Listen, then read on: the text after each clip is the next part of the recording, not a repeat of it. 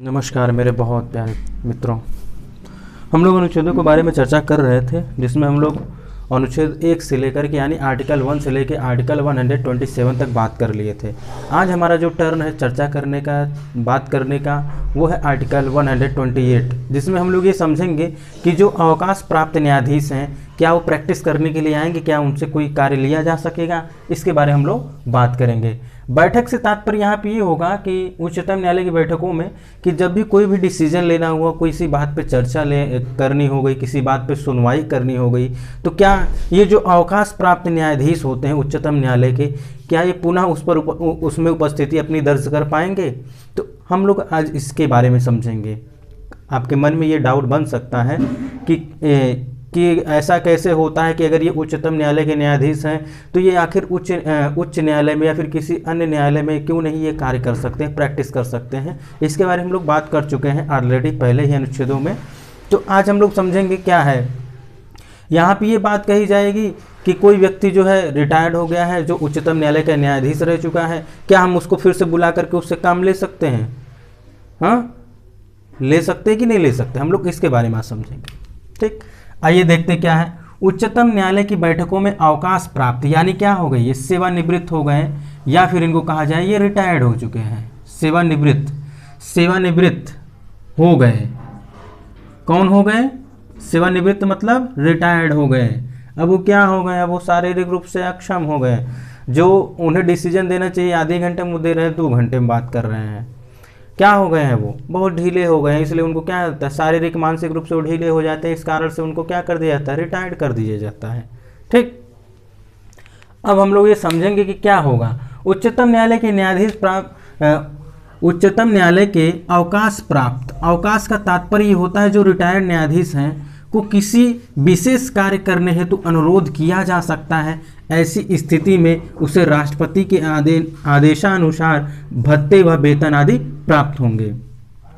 कोई विशेष कार्य हो गया, कोई इंपॉर्टेंट कार्य हो गया, तो उनसे अनुरोध किया जाएगा, भाई आइए आपसे ये कार्य है, आप आके कर दीजिए।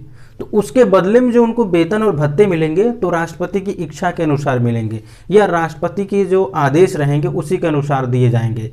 परंतु यहाँ पे मैंने नोट करके लिखा है कि उन्हें क्या नहीं, उच्चतम न्यायालय के न्यायाधीश नहीं समझाया जाएगा। क्यों नहीं समझाएगा? क्योंकि अब वो रिटायर्ड हो चुके हैं। भले ही वो आकर के कोई विशेष कार्य है तो उनको अनुरोध किया गया और वो आए और कार्य को निपटाएं और उनको उसके बदले में कुछ क्या मिल गया, वेतन मिल गया या फिर कोई भत्ते मिल गए, लेकिन उनको उच्चतम न्यायालय का न्यायाधीश नहीं समझा जाएगा। क्यों नहीं समझा जाएगा? कारण यही है कि अब वो रिटायर्ड हो चुके हैं।